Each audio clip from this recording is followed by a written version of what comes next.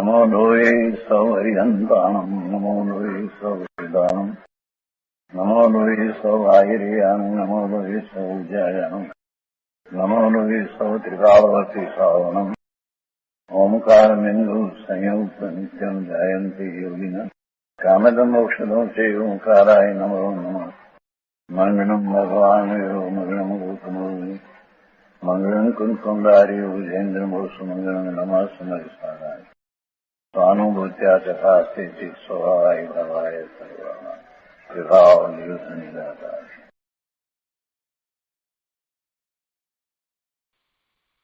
समयसार भगवान कुंकुंदाचार्य रचित समयसार तथा भगवान अमृतचंद्राचार्य रचित आत्मख्याति टीका कळश सहित એનો સ્વાધ્યાય આપણે કરી રહ્યા છીએ। એમાં સર્વ વિશુદ્ધ જ્ઞાન અધિકારમાં કળશ 212 નો સ્વાધ્યાય ચાલે છે।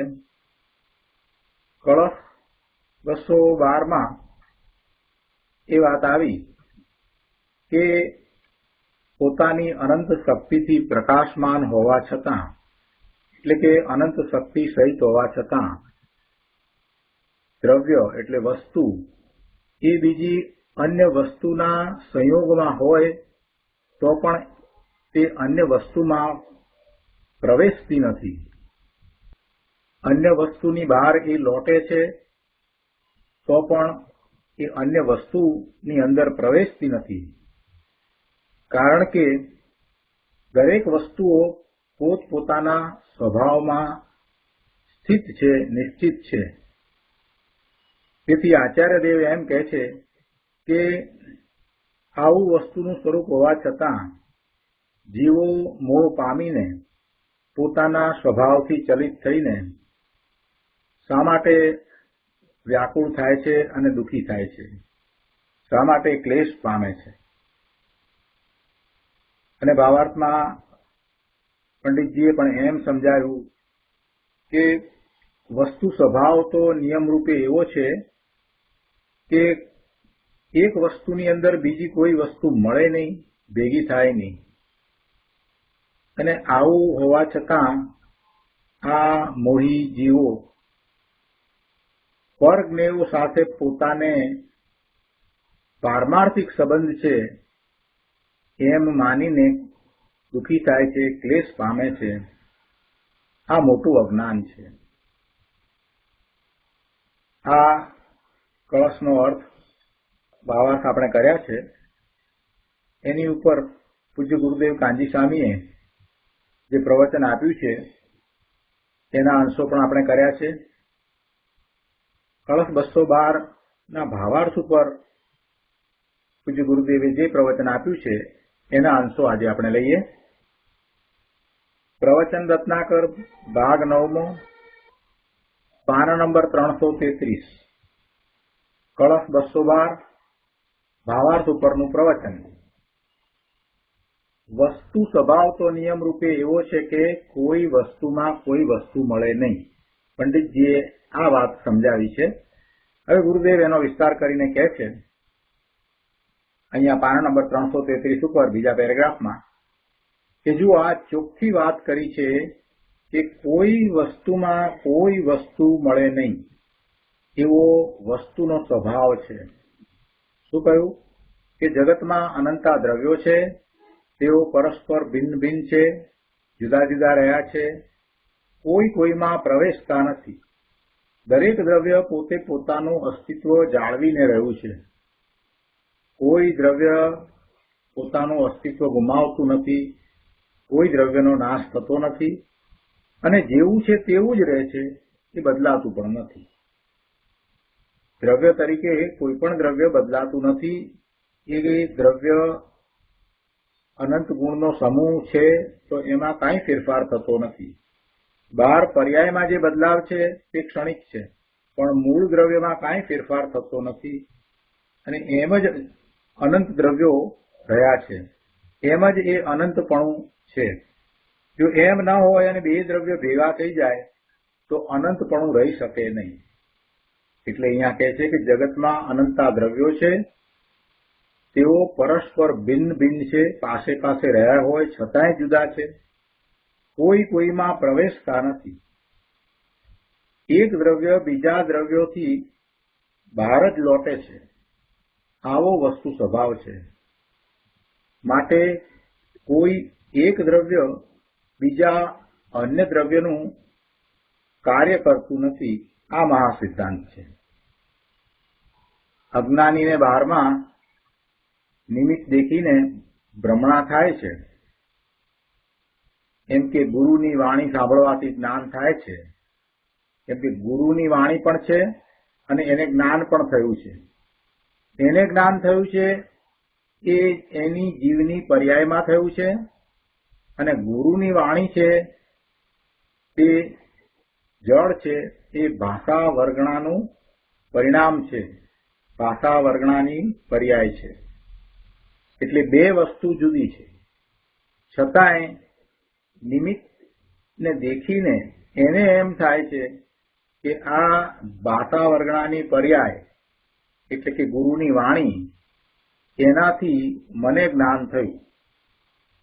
પણ ખરેખર એમ નથી.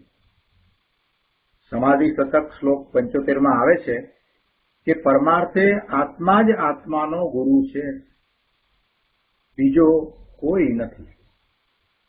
આત્મા જ આત્માનો ગુરુ છે. પોતે જ પોતાને સમજાવે છે અને પોતે જ પોતાના હિતરૂપ પોતાને પ્રયોજે છે. માટે પોતે જ ગુરુ છે. વાસ્તવમાં અન્ય ગુરુની વાણીની પર્યાય એ શિષ્યના જ્ઞાનને સ્પર્શતી નથી. એટલે કે શિષ્યને જ્ઞાન થાય છે તો એ પેલી ગુરુની વાણીથી થતું નથી. કોઈને એમ થાય કે આ તો અવિનય થઈ ગયો. પ્રભુ, અહીંયા અવિનયની વાત નથી, અહીંયા સિદ્ધાંતની વાત છે. સિદ્ધાંતને સમજવાથી,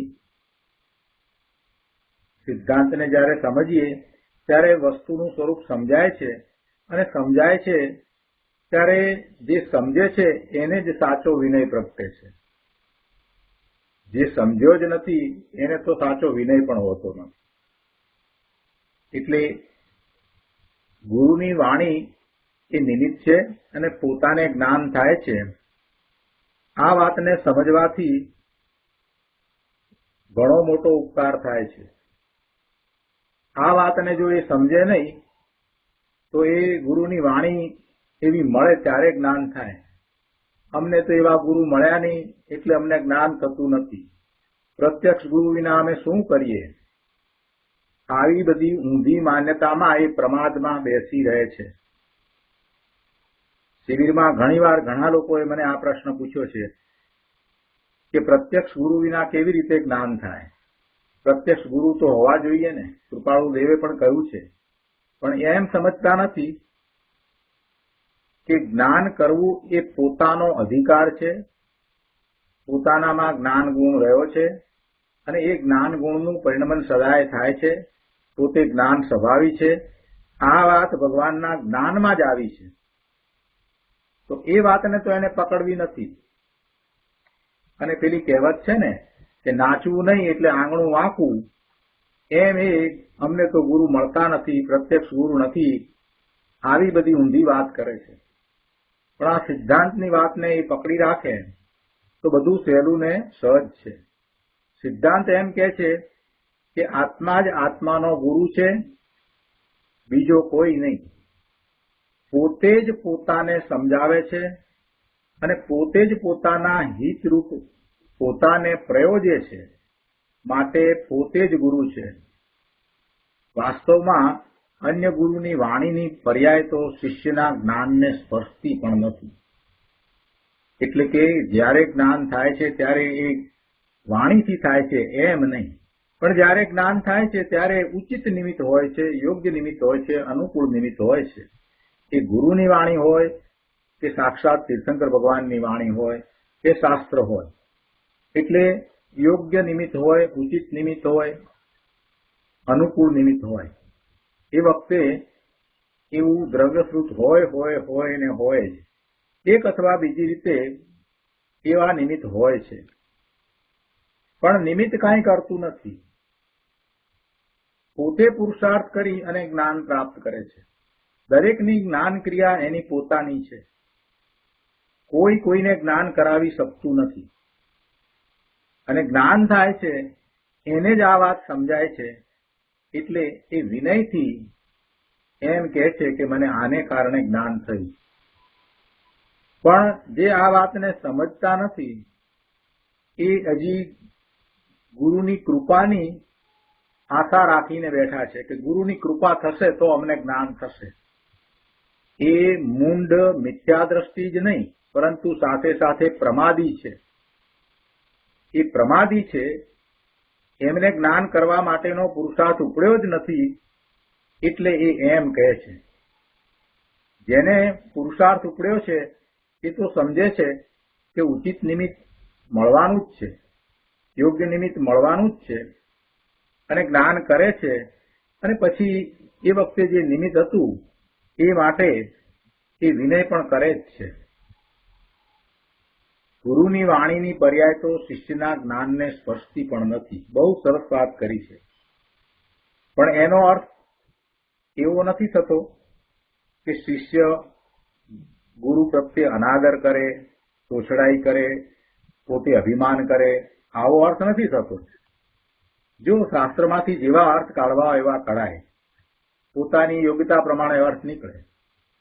કોઈ એવો ઊંધો અર્થ કાઢે કે ના જ્ઞાન મને મારાથી થાય છે, મારે કોઈ ગુરુની જરૂર નથી, તો એ નિશ્ચય આભાસી છે. એ નિશ્ચય આભાસી છે. અને એ તો માન કસાય સહિત વર્તી રહ્યો છે. એટલે હજી એને તો જ્ઞાન પ્રાપ્તિ માટે પોતાના સ્વરૂપમાંથી ઉદ્ભવતા જ્ઞાનની પ્રાપ્તિ માટે યોગ્યતા જ હજી તો થઈ નથી. જીવને જ્ઞાન થાય એ માટે એની કેટલીક યોગ્યતાઓ પણ જરૂરી છે, ને એવી યોગ્યતાઓ પણ જીવે પોતે જ કેળવવી પડે. 7 વ્યસનોનો ત્યાગ કરવો પડે. અને પછી દ્રવ્યશ્રુત તરફનો અહોભાવ પણ થવો જોઈએ. દ્રવ્યશ્રુતનું મૂળ ઉદ્ભવ સ્થાન એ જીનેશ્વર ભગવાનની વાણી છે. એટલે કે જીનેશ્વર ભગવાન પોતે છે. અને એટલા માટે એના પ્રત્યે ખૂબ ભાવ આવવો જોઈએ, ત્યારે જ્ઞાન થાય. આ બધી યોગ્યતા છે. અને આવી જ યોગ્યતા હોય, જેને જ્ઞાન થવાનું હોય એને આવી જ યોગ્યતાઓ હોય એવો નિમિત્ત નૈમિતિક સંબંધ છે. જેને જ્ઞાન થાય એને એવી સરળતા હોય, એને ગુરુ પ્રત્યે અહોભાવ હોય, એને પ્રભુની વાણી પ્રત્યે ખૂબ ખૂબ અહોભાવ હોય, અને તીર્થંકર ભગવાન સાક્ષાત બિરાજતા હોય તો એમના પ્રત્યે પણ ખૂબ અહોભાવ હોય. આવી સરળતા યોગ્યતા નથી ત્યાં સુધી જ્ઞાન થતું નથી. એમ કહેવામાં આવે તો એ વ્યવહાર નહીંનું કથન છે. જ્યારે સિદ્ધાંતથી વાત કરીએ તો એમ કહેવાય કે એને જ્ઞાન થાય છે એ પોતાના કારણે થાય છે, અને એ વખતે એવા ઉચિત નિમિત્ત હોય છે. એટલે બંને વાતને આપણે અહીંયા સ્પષ્ટ કરી દીધી છે. કોઈ ઊંધો વિચાર કરવો નહીં. જે ઊંધો વિચાર કરે છે, ઊંધો વિચાર કરનારો છે, એને તો હજી યોગ્યતા કેળવી નથી. એટલે એને ઊંધો વિચાર આવે. આપણે દર વખતે પેલું ઉદાહરણ યાદ કરીએ છીએ. આજે ફરીથી યાદ કરાવું કે કૂવાની પાળ ઉપર 2 છોકરાઓ દોડતા હતા. એક વડીલે આવીને એમ કહ્યું કે ભાઈ છોકરાઓ, કૂવાની પાળ ઉપર દોડાય નહીં. ત્યારે જે ડાયો છોકરો હતો એને બરાબર લીધું અને એ કૂવાની પાળ ઉપરથી ઉતરી ગયો અને નીચે દોડવા લાગ્યો. જે પેલો અવળો હતો એને સામો જવાબ આપ્યો કે કૂવાની પાળ ઉપર ના દોડીએ તો તું કૂવામાં દોડીએ. એટલે કોઈ પણ વસ્તુ કહેવામાં આવી હોય ત્યારે કેવો અર્થ પકડવો, કઈ રીતે વર્તવું એ જીવના પોતાના હાથમાં છે. અહીંયા જયારે એમ કહેવામાં આવે કે ગુરુની વાણી એ શિષ્યના જ્ઞાનને સ્પર્શતી નથી, એમ જયારે કહેવામાં આવે તો એનો અર્થ એવો નથી થતો કે એને અભિમાન કરવું. એવો તો ક્યાંય કોઈ રીતે અર્થ થતો નથી. કોઈ ઊંધું લે તો એમાં આપણે શું કરીએ? અહીંયા આગળ કહે છે માટે વાણી સાંભળવાથી જ્ઞાન થયું છે એમ છે નહીં. આવું યથાર્થ માન્યા વિના દ્રષ્ટિ પર ઉપરથી ખસીને સ્વદ્રવ્ય ઉપર કેવી રીતે જશે? જ્યાં સુધી સાચી શ્રદ્ધા કરશે નહીં ત્યાં સુધી સ્વ તરફ દ્રષ્ટિ જશે જ નહીં, એટલે કે સ્વનું મહાત્મ્ય એને આવશે જ નહીં.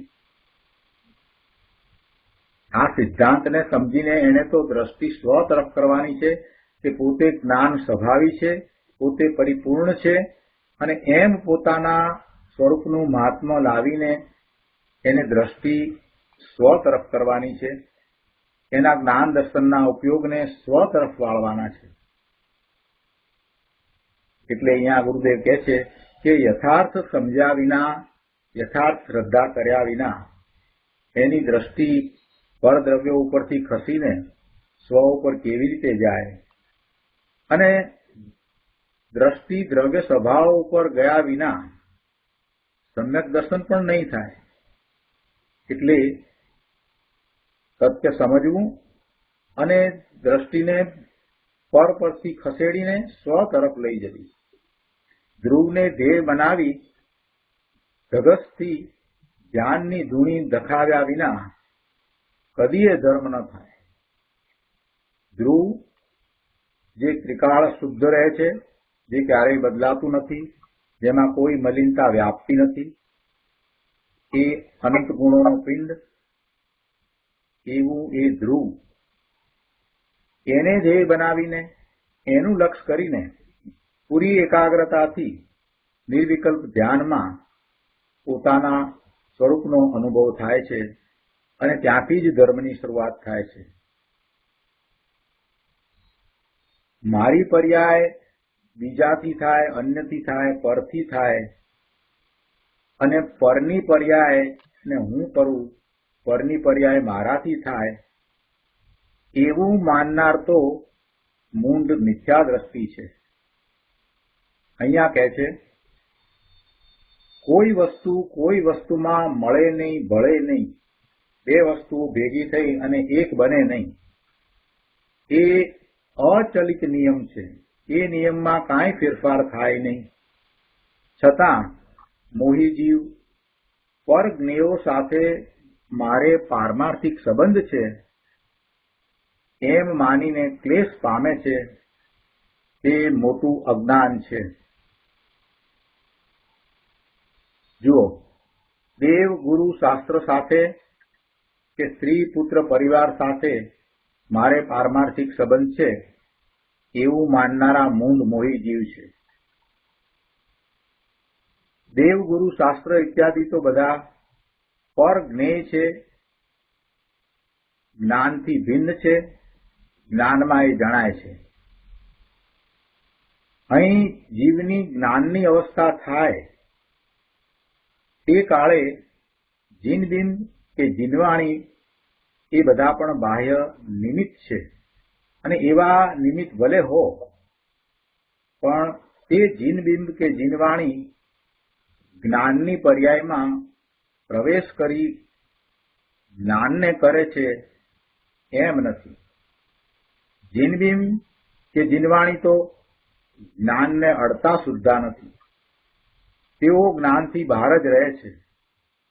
માટે દેવગુરુ શાસ્ત્રથી જ્ઞાન થાય છે એમ છે નહીં. વાસ્તવમાં પરજ્ઞેય સાથે આત્માને પારમાર્થિક સંબંધ નથી. નિમિત્ત નૈમિતિક સંબંધ છે, પણ પારમાર્થિક સંબંધ નથી. નિમિત્ત નૈમિતિક સંબંધ એટલે કે એ વખતે એ હોય છે એ નિમિત્ત તરીકે હોય છે. ઉપાદાન કારણ પોતાનું છે અને એ વખતે એ નિમિત્ત કારણ છે, એટલે એને પારમાર્થિક સંબંધ નથી કહેવાતો, પરંતુ નિમિત્ત નૈમિતિક સંબંધ કહેવાય છે. એક સમય પૂરતો નિમિત્ત નૈમિતિક સંબંધ છે અને એ જાણવું જરૂરી છે, એટલે શાસ્ત્રમાં એવા વચન આવે છે. પણ એ નિમિત્ત નૈમિતિક સંબંધ છે તે વ્યવહાર છે, એ જાણવા માટે છે. એક સમયની અવસ્થા અસહાયપણે પરના એટલે નિમિત્તના કર્યા વિના જ સ્વતંત્ર થાય છે. શું વાત કરી કે એક સમયની અવસ્થા એટલે એક સમયની પર્યાય, અસહાયપણે એટલે કોઈ પણ પ્રકારની મદદ વિના, કોઈ પણ પ્રકારની મદદ વિના એટલે અસહાયપણે, એક સમયની પર્યાય કોઈની પણ મદદ વિના એટલે અસહાયપણે બીજા અન્ય નિમિત્તની મદદ વિના સ્વતંત્રપણે થાય છે. એવો જેને સ્વીકાર નથી તે ત્રિકાળી ધ્રુવ દ્રવ્ય ગુણને કેવી રીતે સ્વીકારશે? અને ત્રિકાળી ધ્રુવ દ્રવ્યના સ્વીકાર વિના એને અંતરદ્રષ્ટિ કેવી રીતે થશે? એટલે કે નહીં થાય.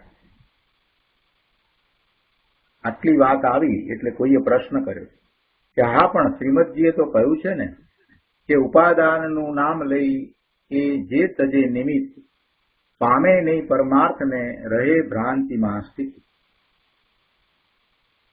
ઉપાદાનનું નામ લઈ ને નિમિત્ત તજે એટલે નિમિત્તનો અભાવ કરે, નિમિત્ત કાંઈ છે જ નહીં, નિમિત્ત વસ્તુ જ નથી, એમ કહેવાનો આશય છે. એટલે કે જે સ્વચ્છંદી થાય છે, નિમિત્તને નિમિત્ત તરીકે માનવા તૈયાર નથી, એને આ વાક્ય કહેવામાં આવ્યું છે. આ ગાથા શ્રીમદજીએ એને સંબોધીને કરી છે. કેટલાય એવા છે કે સિદ્ધાંતની વાતને એકાંતે પકડે, નિશ્ચયને એકાંતે પકડે, પણ સાથે રહેલા વ્યવહારને જાણે કે છે જ નહીં એમ અભાવ કરી અને વસ્તુના સ્વરૂપને સમજે છે. એમને અહીંયા આ વાત કરી છે કે ઉપાદાનનું નામ લઈ એ જે તજે નિમિત્ત, એનો અર્થ એવો નથી કે નિમિત્ત દ્વારા કામ થાય છે એવું ક્યાં કૃપાળુદેવે કહ્યું છે. કૃપાળુદેવે એવું નથી કહ્યું કે તું નિમિત્ત દ્વારા કરી શકે છે, એવું તો કાંઈ કહ્યું નથી. તું નિમિત્તને શોધજે એવું પણ ક્યાં આમાંથી ફલિત થાય છે. જો આપણને ગમે એવા આપણે અર્થ કરી લઈએ અને પછી પ્રશ્ન આપણને થાય, કૃપાળુદેવે એમાં એવું કહ્યું છે કે ભાઈ તું નિમિત્તનો આશ્રય કરજે, એવું તો કાંઈ કહ્યું નથી. કેમ કે આની સાથે બીજી બધી કેટલી બધી ગાથા છે, એમાં જુદી જુદી અપેક્ષાઓ સમજાવી છે અને જુદી જુદી રીતે જે ભૂલ થાય છે એ બધું જ સમજાવ્યું છે. તો એ વાતને નથી પકડવી. અને પોતાને નિમિત્તની રૂચિ પડી છે, દ્રષ્ટિ પર તરફ રહે છે, એટલે અહીંયા જે વાત આવી એને પોતાની રીતે એ સમજે છે, પોતાને ગમે તેવા અર્થ કરે છે. કૃપાળુદેવે ક્યાં એવું કહ્યું છે કે તું નિમિત્તનો આશ્રય કરજે, નિમિત્ત જે સાચું કારણ છે, નિમિત્ત દ્વારા જ બધું થાય છે, એમ પણ નથી કહ્યું.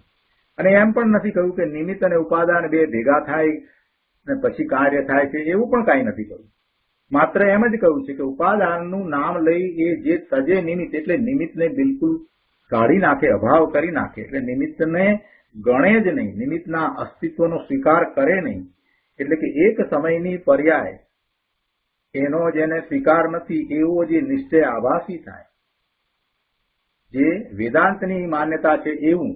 વેદાંત દ્રવ્યને માને પણ પર્યાયને માનતું જ નથી. એટલે એવી જે માન્યતા કરે છે એને માટે આ તો ગાથા લખવામાં આવી છે.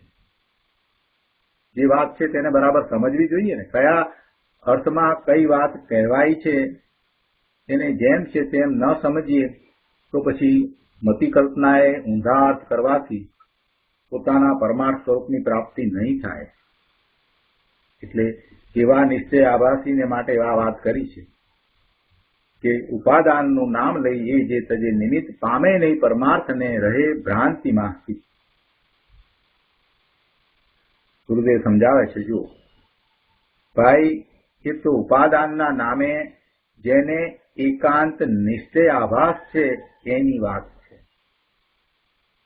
દરેક ને લાગુ પડે એવી રીતે કૃપાળુદેવે ઘણા વચનામૃત કહ્યા છે. પણ એમાં જેને જે લાગુ પડતું હોય એને એ વાતને સ્વીકારવાની છે. જેને સંબોધીને એ કહેવામાં આવ્યું હોય, જેને સંબોધીને એ પત્ર લખવામાં આવ્યો છે, તો તો કૃપાળુદેવના મનમાં એ વાત સ્પષ્ટ હતી કે આને આ વાતની જરૂર છે, એટલે એને સંબોધીને એ વાત કહેવામાં આવી હોય. આવું પત્રમાં પણ ઘણી જગ્યાએ આપણને મળે. અને સાથે એ પત્ર જે લખાયો છે એની ઉપર તો એ ઉત્તર રૂપે લખાયા છે. તો એની સામે જે પ્રશ્ન જે હતો એ પણ આપણે જાણતા નથી. એટલે કૃપાળુદેવના વચનામૃતને સમજતા પહેલા એ વાતનો ખાસ ખ્યાલ રાખવો જોઈએ કે જો પત્ર વાંચીએ છીએ તો એ પત્ર જેને સંબોધીને લખાયો છે એ વ્યક્તિનો પ્રશ્ન શું હશે, એની દશા કેવી હશે, એની અંતરંગ દશા કેવી હશે,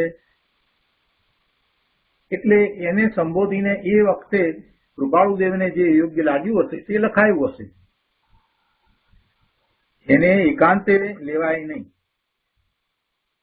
જો એકાંતે લઈ લેવામાં આવશે તો મુશ્કેલી થશે. અહીંયા તો આ ગાથા લખી છે એની સાથે બીજી કેટલી બધી ગાથા લખવામાં આવી છે.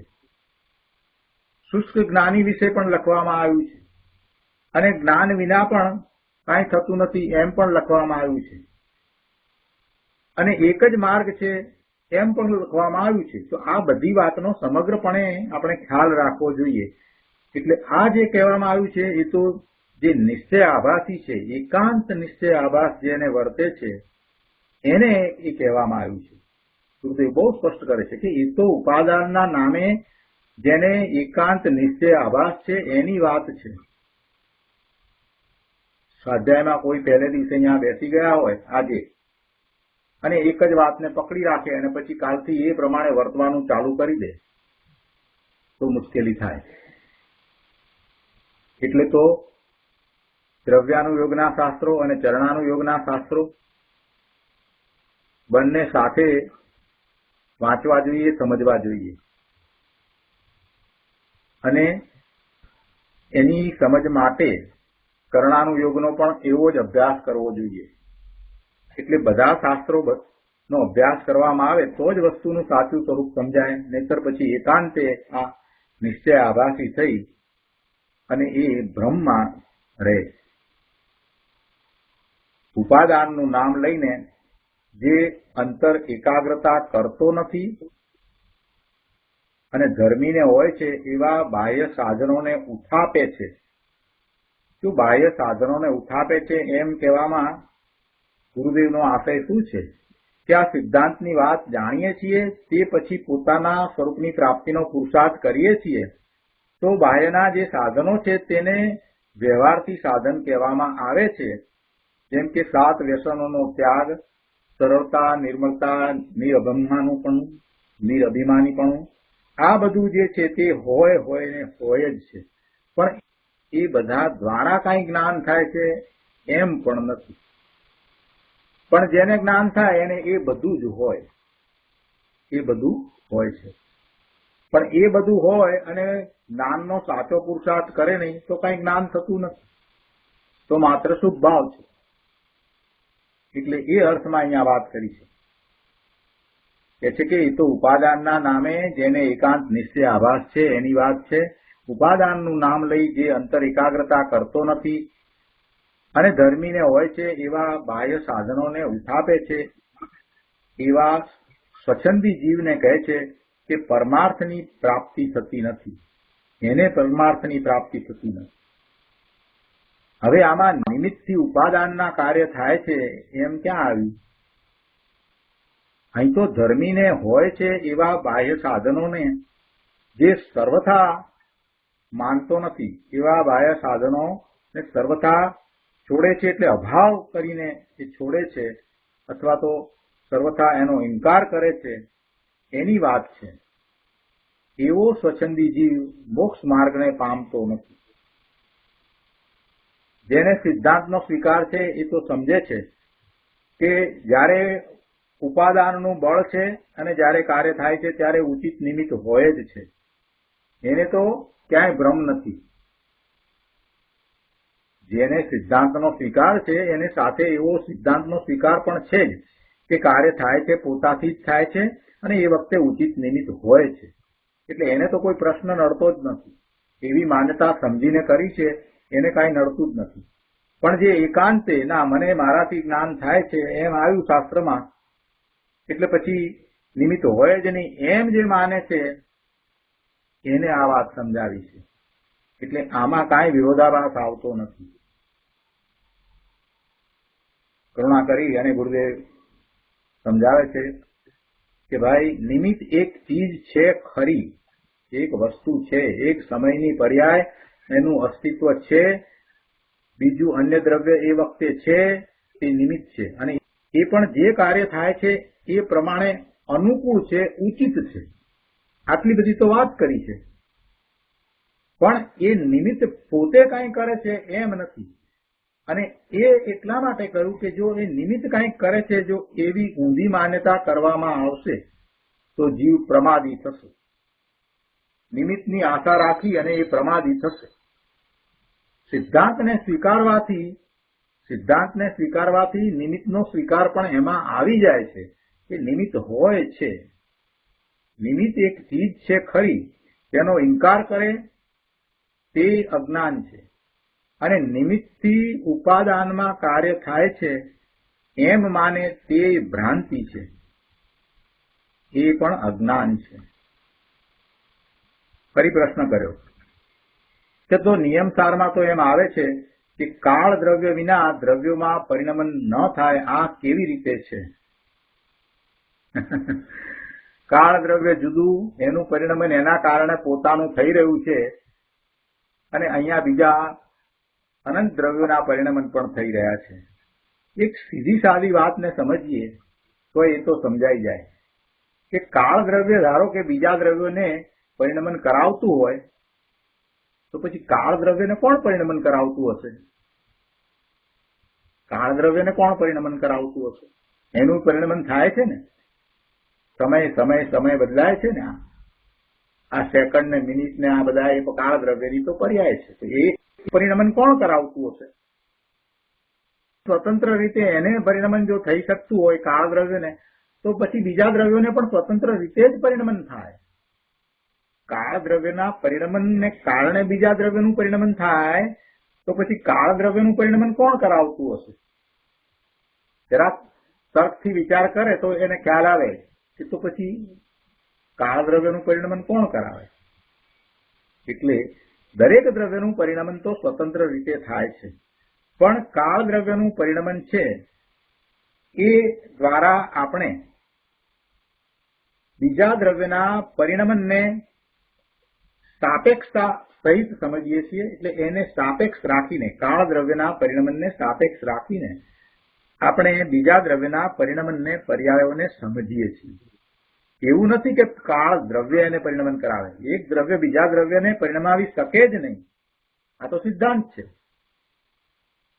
ગુરુદેવ સમજાવે છે કે એ તો ત્યાં કાળ દ્રવ્ય જે નિમિત્ત છે એ દર્શાવવું છે, એ સિદ્ધ કરવું છે, બતાવવું છે કે એ વખતે આ નિમિત્ત છે. નિમિત્ત એ રીતે છે કે અહીંયા પરિણમન જે થઈ રહ્યું છે ત્યારે કાળ દ્રવ્યનું પરિણમન થાય છે, એટલે એક સમય. તો અહીંના આ પરિણમનમાં જે પર્યાય થઈ એ કયા સમયની થઈ એની સાપેક્ષતા લેવી છે. એટલે એ ત્યાં છે, પણ એ કાંઈ અહીંયા કરાવે છે એમ નથી. દ્રવ્યોનું પરિણમન સિદ્ધ કરવું નથી. ત્યાં જે વાત કરવામાં આવી છે નિયમસારમાં, ત્યાં દ્રવ્યના પરિણમનને સિદ્ધ કરવાની વાત નથી. ત્યાં કાળ દ્રવ્ય નિમિત્ત છે એ વાત સમજાવવી છે. એટલે એ અપેક્ષાથી ત્યાં એ વાત કરવામાં આવી કે કાળ દ્રવ્ય વિના દ્રવ્યોમાં પરિણમન ન થાય. એ તો સિદ્ધાંતને સમજાવવા માટે વાત કરી છે કે એવો જ સિદ્ધાંત છે કે કોઈ પણ દ્રવ્યનું પરિણમન થાય છે તો એ વખતે કાળ દ્રવ્ય છે એ નિમિત્ત છે. ત્યાં દ્રવ્યોનું પરિણમન સિદ્ધ કરવું નથી. દ્રવ્યોમાં પ્રતિ સમયે પર્યાય રૂપ પરિણમન થાય એ તો એનો સહજ સ્વભાવ છે. એવો સ્વભાવ કેમ છે કે એમાં એવો ગુણ પડ્યો છે. દ્રવ્યત્વ નામનો ગુણ અથવા શક્તિ દરેક દ્રવ્યમાં છે. એટલે એ દ્રવે છે એટલે પરિણમે છે. કાંઈ કાળ દ્રવ્યના કારણે પરિણમન થાય છે એમ નથી. હા, પણ કાળ દ્રવ્ય તેમના પરિણમનમાં નિમિત્ત છે. તો નિમિત્તને હેતુ બનાવી ત્યાં કાળ દ્રવ્ય સિદ્ધ કર્યું છે, નિમિત્તની મુખ્યતાથી ત્યાં વાત કરી છે અને એ દ્વારા કાળ દ્રવ્ય છે એ વાતને સિદ્ધ કરી છે કે કાળ દ્રવ્ય હોય છે. જો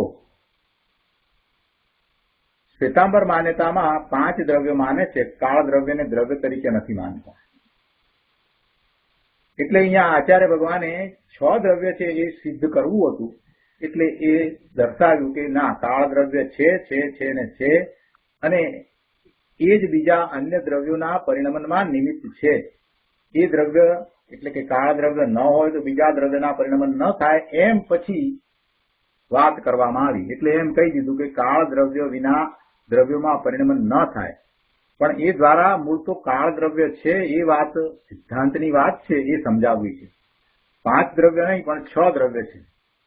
શ્વેતાંબરમાં કાળ દ્રવ્યને એટલું એ રીતે મહત્વ દ્રવ્ય તરીકેનું નથી આપવામાં આવ્યું, એટલા માટે કે એ એક પ્રદેશી છે, બહુ પ્રદેશી નથી. આપણે પણ અહીંયા જે રીતે લઈએ છીએ એમાં પંચાસ્તિકાય એટલે 5 અસ્તિકાય, એ 5 અસ્તિકાયમાં કાળ નથી આવતો. એટલે એનો અર્થ એવો નથી કે કાળ દ્રવ્ય નથી, પણ કાયની વાત કરી એટલે એમાં એક કરતા વધુ પ્રદેશની અપેક્ષા થઈ. આ એક પ્રદેશી છે, કાળાણુ છે એ એક પ્રદેશી છે, અને અસંખ્ય કાળાણુ છે. જેટલા પ્રદેશ લોકાકાશના છે એટલા જ કાળાણુ છે, અને લોકાકાશના દરેક પ્રદેશ ઉપર એક કાળાણુ એટલે કાળ દ્રવ્ય સ્થિત છે, અને દરેક કાળાણુનું પરિણમન થાય છે એટલે પર્યાય થાય છે.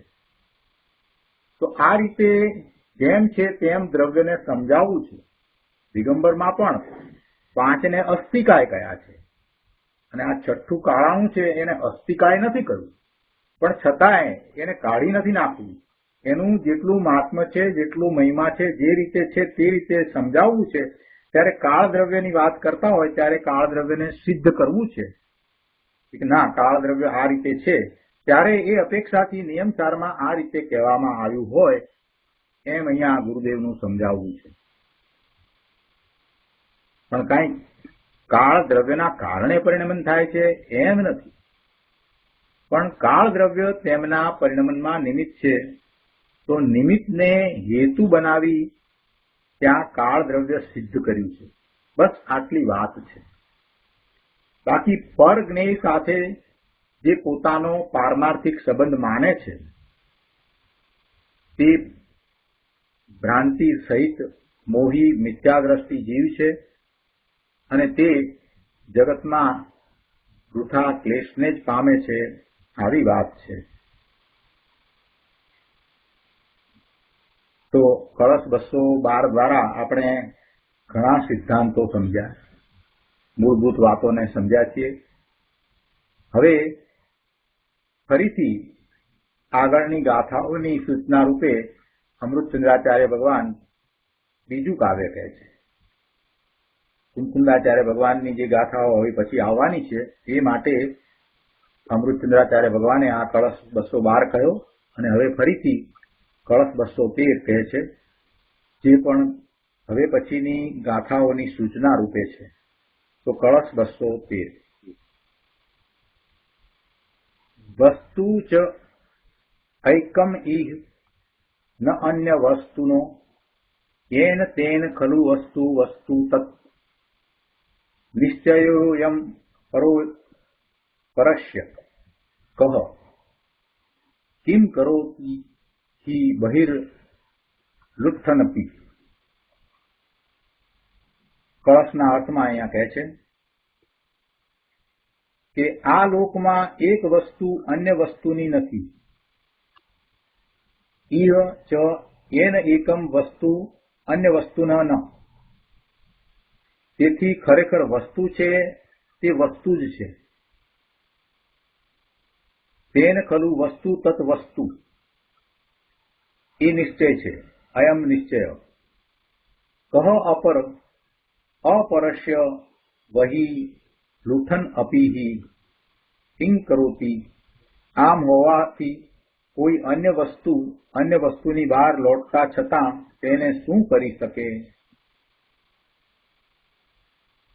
આ લોકમાં એક વસ્તુ બીજી વસ્તુની એટલે અન્ય વસ્તુની નથી. તેથી ખરેખર વસ્તુ છે તે વસ્તુ જ છે. જે વસ્તુ છે તે વસ્તુ જ છે, બીજી વસ્તુ નથી, અન્ય વસ્તુની નથી. સોનું છે તે સોનું જ છે, ચાંદી નથી. એ નિશ્ચય છે. આમ હોવાથી કોઈ અન્ય વસ્તુની બહાર લોટતા છતાં એટલે એના સંપર્કમાં સાનિધ્યમાં હોવા છતાં તેને શું કરી શકે? કેમ કે વસ્તુ તરીકે છે તો એની આસપાસમાં ગમે તે હોય તે એને શું કરી શકે? કેમ કે એ વસ્તુ તરીકે રહે છે ને. દરેક વસ્તુ તરીકે રહે છે અને એની આસપાસમાં એના સાનિધ્યમાં અનેક વસ્તુઓ છે, છતાંય પેલી વસ્તુ તો પોતે પોતાપણે રહી છે. એનો અર્થ એ થાય છે કે બહારમાં બીજી અન્ય વસ્તુઓ છે, છતાં એ અન્ય વસ્તુઓ પેલી વસ્તુમાં કાંઈ કરી શકતી નથી. કહેવાનો આશય આવો છે. ભાવાર્થમાં પંડિતજી સમજાવે છે કે વસ્તુનો સ્વભાવ તો એવો છે કે એક વસ્તુ અન્ય વસ્તુને પલટાવી ન શકે. જો એમ હોય તો વસ્તુનું વસ્તુપણું જ ન ઠરે. એટલે કે પલટાવી શકે એમ જો હોય તો પછી વસ્તુનું વસ્તુપણું જ ન ઠરે. આમ જ્યાં એક વસ્તુ અન્યને પરિણમાવી શકતી નથી, એક વસ્તુ બીજી વસ્તુને પરિણમાવી શકતી નથી, ત્યાં એક વસ્તુએ બીજી અન્ય વસ્તુને શું કર્યું? એટલે કે કાંઈ પણ ન કર્યું. ચેતન વસ્તુ સાથે એક ક્ષેત્ર વગાહ રૂપે એક જ ક્ષેત્રને વિશે પૂતગળો રહેલા છે, આ શરીર રહેલું છે, તો પણ ચેતનને જડ કરીને પોતા રૂપે તો પરિણમાવી શક્યા નથી. તો પણ શરીર એ ચેતન ભગવાન આત્માને જડ રૂપ કરી શક્યો નથી, જડ રૂપે પરિણમાવી શક્યો નથી. ચેતન ભગવાન આત્મામાં આ શરીર જે પૂતગળોનું બનેલું છે, પૂતગળોનો સ્કંદ છે, તે જડ છે. એ શરીર એ પેલા ભગવાન આત્માની અંદર કાંઈ ફેરફાર કરી શક્યું નથી, ભગવાન આત્માને જળરૂપ કરી શક્યું નથી. ગમે તેટલો કાળ એ બંને સાથે રહે, 1 કરોડ પૂર્વનું ભગવાનનું આયુષ્ય છે, શ્રીમંત પ્રભુનું આયુષ્ય છે. એટલે ગમે તેટલું મોટું આયુષ્ય હોય તો પણ એ શરીરના પરમાણુઓ ચેતનને કાંઈ કરે નહીં. દેવના આયુષ્ય 33 સાગરોપમ સુધી હોય, 7મી નરકમાં પણ આયુષ્ય 33 સાગરોપમ સુધીનું હોય, તો પણ એ શરીર ચેતન ભગવાન આત્માને કાંઈ કરે નહીં. અને એ જ રીતે એ ચેતન ભગવાન આત્મા પેલા શરીરનું કાંઈ કરે નહીં. એટલે ચેતન વસ્તુ સાથે એક ક્ષેત્ર વગા રૂપે પૂતગલો રહેલા છે, તો પણ ચેતનને જડ કરીને પોતા રૂપે એ પૂતગલો પરિણમાવી શક્યા નથી. તો પછી પૂતગળે ચેતનને શું કર્યું? કાંઈ ન કર્યું. પૂતગળે ચેતનનું કાંઈ કર્યું નથી. આ બહુ મહત્વની વાત છે કે આ ભગવાન આત્મા ચેતન એવો ને એવો જ રહ્યો છે, અનંત કાળથી છે, અનંત પૂતગળોના એ સમૂહ સાથે રહ્યો છે. પૂતગળોના સમૂહની સાથે એને રહેવાનું થયું છે. અનંત કાળથી એમ જ થયું છે. જ્યાં સુધી એ સિદ્ધ દશા પ્રગટ નથી કરતો ત્યાં સુધી એ શરીર સાથે રહ્યો છે અને અનંત પૂતગળો સાથે એને રહેવાનું થયું છે. એક જ ક્ષેત્રને વિશે એ રહ્યો છે. તે છતાંય કોઈ પણ પૂતગળ એવું નથી નીકળ્યું કે જેણે આ ભગવાન આત્માનું કાંઈ કર્યું હોય. અહીંયા કહે છે કે આ ઉપરથી એમ સમજવું કે વ્યવહારે પરદ્રવ્યોને અને આત્માને જ્ઞેય જ્ઞાયક સંબંધ હોવા છતાં પરદ્રવ્યો જ્ઞાયકને કાંઈ કરતા નથી અને જ્ઞાયક પરદ્રવ્યોને કાંઈ કરતો નથી. આ ઉપરથી સિદ્ધાંત તાર્યો. શું સિદ્ધાંત તાર્યો? કે પરદ્રવ્યો અને આત્માને જ્ઞેય જ્ઞાયક સંબંધ છે. પરદ્રવ્યોને આત્મા જાણે છે, એટલે પરદ્રવ્ય છે તે જ્ઞેય છે અને આત્મા એનો જાણનારો જ્ઞાયક છે. એટલે વ્યવહારથી આપણે જે કહીએ કે પરદ્રવ્યો અને આત્માને જ્ઞેય જ્ઞાયક સંબંધ છે. ખરેખર તો પરદ્રવ્યમાં રહ્યા, એનું પરિણમન પણ એના કારણે થાય, ભગવાન આત્માનું પરિણમન પણ પોતાના કારણે થાય, ભગવાન આત્મા જ્ઞાન કરે એ પણ પોતે પોતાના કારણે કરે.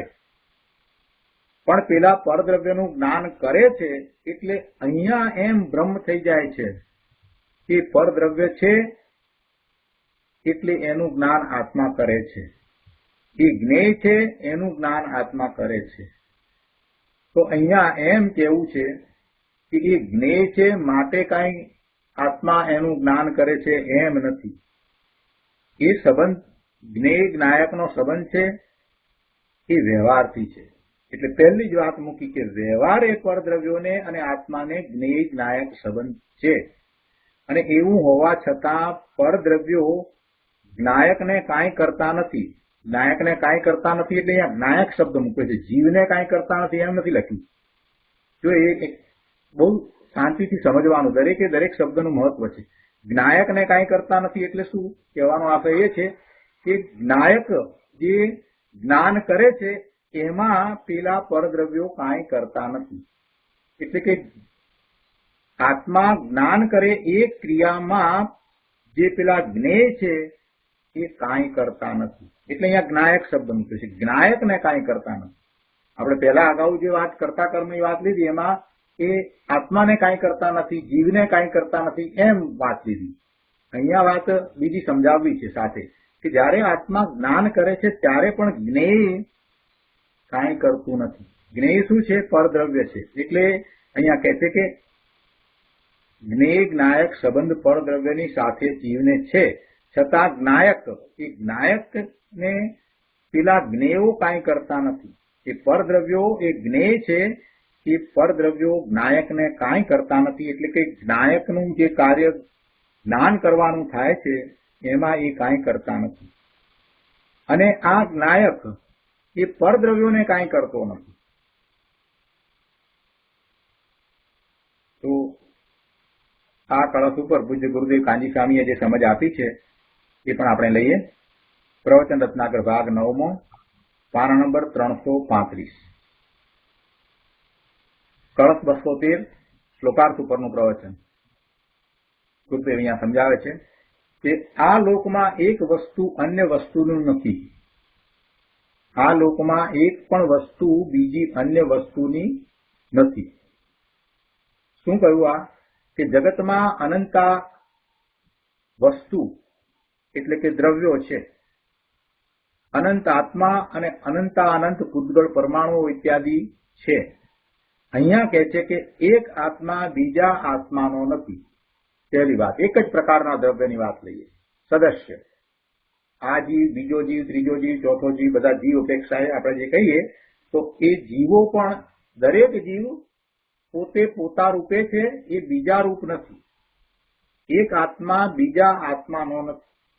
વેદાંત શું માને છે કે આત્મા બધા મળી જાય, પરમાત્મામાં ભળી જાય, એમ નથી. આત્મા પોતાનું અસ્તિત્વ દરેક અવસ્થાને વિશે એ ટકાવી રાખે છે. એક આત્મા બીજા આત્મામાં ભળતો નથી, બીજા આત્માનો નથી. એક આત્મા અન્ય જડ પરમાણુનો નથી. કોઈ પણ પૂતગળ પરમાણુ કે પરમાણુના સ્કંધનો નથી. એક જ ક્ષેત્રમાં રહેવા છતાં આત્મા અને પરમાણુઓ જુદા. ત્રીજી વાત, એક પરમાણુ અન્ય પરમાણુનો નથી. જેમ જીવને માટે કહ્યું, આત્માને માટે કહ્યું, એ રીતે પરમાણુ માટે પણ આમ જ છે. દરેક પૂતગળ પરમાણુ છે તે સ્વતંત્ર છે. એ એની ક્રિયાવતી શક્તિ સહિત છે, એમાં પણ અનંત ગુણ રહ્યા છે. એ રીતે એ પરમાણુ છે, એ પરમાણુઓ ભેગા થાય એટલે સ્કંદ બને, પણ એ ભેગા થઈ અને એક રૂપ થઈ જાય અને કોઈ નવું દ્રવ્ય બને એમ બનતું નથી. એટલે એક પરમાણુ છે એ બીજા અન્ય પરમાણુનો નથી. અને ચોથી વાત કે એક પરમાણુ એ અન્ય આત્માનો નથી. એટલે કોઈ પણ આત્માનો નથી. એક પરમાણુ આત્માનો નથી. એક આત્મા બીજા આત્માનો નથી, આત્મા છે તે જળ પરમાણુનો નથી, પરમાણુ છે તે બીજા અન્ય પરમાણુનું નથી, અને પરમાણુ છે તે આત્માનું પણ નથી. 4 વાત કરી. સહેજ વધારે વિસ્તાર કરીને સમજાવે છે ગુરુદેવ કે એટલે શું કે એક આત્મા બીજા આત્માનું કાંઈ કરતો નથી. આત્મા જળ પરમાણુનું કાંઈ કરતો નથી. જળ પરમાણુ બીજા અન્ય પરમાણુનું કાંઈ કરતું નથી, અને જળ પરમાણુ આત્માનું કાંઈ કરતું નથી. એ 4 વસ્તુમાં એ વાત સાથે એ જ રીતે લઈ લીધી કે એ એકબીજાનું કાંઈ કરતા નથી. આવી વસ્તુની સ્વતંત્રતા છે. આ પ્રકારે વસ્તુની સ્વતંત્રતા છે. પ્રવચનસાર ગાથા 102 માં આવે છે કે પ્રત્યેક દ્રવ્યની પ્રતિ સમયે જે પર્યાય નવી નવી ઉત્પન્ન થાય છે તે તેની જન્મક્ષણ છે. એટલે શું કે દ્રવ્યમાં જે કાળે જે પર્યાય ઉત્પન્ન થવા યોગ્ય હોય તે કાળે તે જ પર્યાય દ્રવ્યમાં ઉત્પન્ન થાય છે. તેમાં અન્ય કોઈ કાંઈ ફેરફાર કરી શકે નહીં. એક દ્રવ્ય એમાં કાંઈ ફેરફાર કરી શકે નહીં. જેની પર્યાય જે થવાની છે એ વખતે બીજું કોઈ પણ દ્રવ્ય એમાં કાંઈ ફેરફાર કરી શકે નહીં, કેમ કે પેલાની પર્યાય ત્યારે ઉત્પન્ન જે થવાની છે તે એની જન્મક્ષણ છે, એટલે એ થાય જ. અર્થાત અન્ય દ્રવ્યનું કાંઈ કરી શકે નહીં. આત્માને ધર્મની દશા પામવાનો કાળ છે. જો થોડો વિસ્તાર કરીને સમજાવે છે કે કઈ રીતે આ વાત છે. કે દાખલા તરીકે આત્માને ધર્મની દશા પામવાનો કાળ છે, જ્ઞાન થવાનો કાળ છે, પોતાને સમ્યક દર્શન થવાનો કાળ છે, તો એ ધર્મ પામે છે, તો એ એની જન્મક્ષણ છે. એવા પરિણામ થવા એ એની જન્મક્ષણ છે. અને એ કાર્ય થયું તો એ કાર્યનો પોતાનો સ્વકાળ છે, અને ત્યારે તે સહજ જ પ્રગટ થાય છે. કોઈ પરને એટલે નિમિત્તને લઈને થાય છે એમ નથી.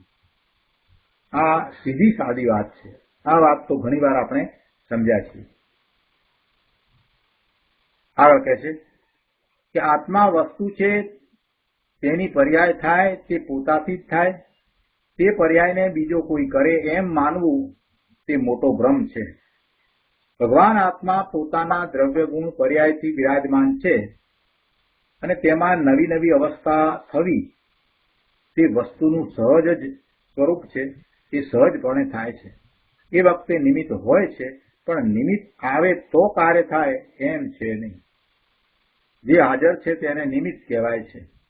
અને એ નિમિત્તને આપણે જરાક વધારે વિચાર કરીએ તો આપણને લાગે છે કે એ નિમિત્ત ઉચિત નિમિત્ત હોય છે.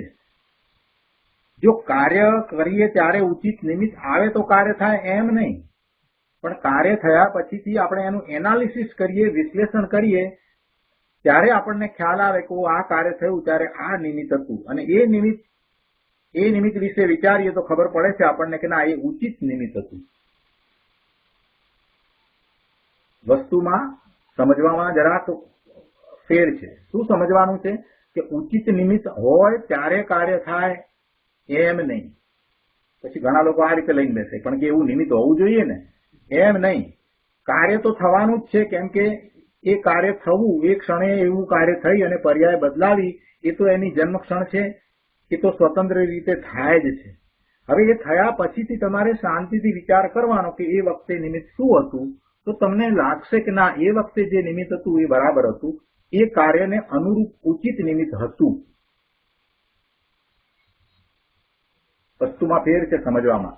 કેમ કે આ વસ્તુ નથી સમજાય ને, એટલે અત્યારે વર્તમાનમાં ઘણા લોકો એમ લઈને બેઠા છે કે ભાઈ એવું નિમિત્ત આવશે ત્યારે કાર્ય થશે.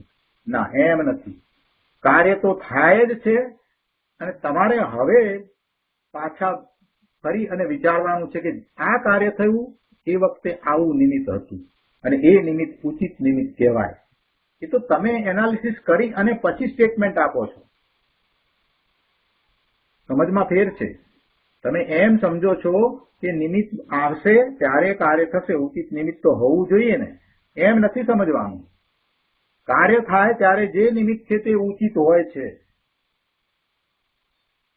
જ્યારે પણ કાર્ય થાય, જે પરિણામ આવે ત્યારે ઉચિત નિમિત્ત જ હોય છે. એ તમે પાછળથી સમજો છો, એ પાછળથી તમારે સિદ્ધ કરવાનું છે. અને મહાપુરુષોએ એમ જોયું છે એટલે પછી સ્ટેટમેન્ટ આપી દીધું કે કાર્ય થાય ત્યારે ઉચિત નિમિત્ત હોય છે. અને આ સ્ટેટમેન્ટને તમે ઊંધું સમજ્યા છો. ઘણા લોકો ઊંધું સમજ્યા છે કે એવું ઉચિત નિમિત્ત હોય તો જ કાર્ય થાય. ના, એમ નથી. કાર્ય તો થાય જ છે અને પછી તમે જયારે વિચાર કરો ત્યારે એ નિમિત્ત ઉચિત હોય છે. એ તો મહાપુરુષોએ જોયું છે. એ તો ઓબ્ઝર્વેશન છે. બહુ સમજવા જેવું છે. નાની નાની વસ્તુને નહીં સમજીએ ને તો પછી મિથ્યાત્વ જશે નહીં. આ તો ઓબ્ઝર્વેશન થયું કે જ્યારે કાર્ય થયું ત્યારે જે નિમિત્ત હતું તે ઉચિત નિમિત્ત હતું. એ એક ઓબ્ઝર્વેશન છે. એમ નથી કે ઉચિત નિમિત્ત આવે ત્યારે કાર્ય થાય. એટલે આચાર્ય ભગવાને એ ઓબ્ઝર્વેશનને એમ લખ્યું કે જ્યારે કાર્ય થાય ત્યારે ઉચિત નિમિત્ત હોય છે. તો એને આપણે ઓબ્ઝર્વેશન તરીકે નહીં લેતા આપણે ઊંધું પકડીને બેસી ગયા કે ઉચિત નિમિત્ત હોય ત્યારે જ કાર્ય થાય. એમ કહેવાનો આશય નથી. કેમ કે કાર્ય થયા પછીનો આ તો વિચાર છે કે કાર્ય થયું છે તો એ વખતે જે નિમિત્ત હતું તે ઉચિત નિમિત્ત હતું. એટલે નિમિત્ત આવે તો કાર્ય થાય એમ બિલકુલ નથી. વિચાર કરો કે ગુરુદેવની ફિલોસોફી કેવી રીતે છે. આ કૃપાળુદેવ અને ગુરુદેવ જેવા મહાપુરુષો જે થયા છે તે બધું વસ્તુના સ્વરૂપને જેમ છે તેમ સમજ્યા છે અને એની અંદરની નાની નાની વાતો જે છે ને એને આપણે નથી સમજતા એટલે બધા પ્રોબ્લેમ થાય. કોઈને એમ લાગે કે ગુરુદેવે આવું કેવી રીતે કહ્યું કે નિમિત્ત આવે તો કાર્ય થાય, એમ છે જ નહીં. પણ એ શાસ્ત્રના વિધાનને બરાબર સમજ્યા છે. પીએચડી ના પીએચડી એવા ગુરુદેવ હતા. કેટલી સરસ વાત છે. આવતી વખતે વધારે વિસ્તાર સમજીશું. આજનો સ્વાધ્યાય આટલે સુધી રાખીએ છીએ. હવે સુખધામ બોલીએ.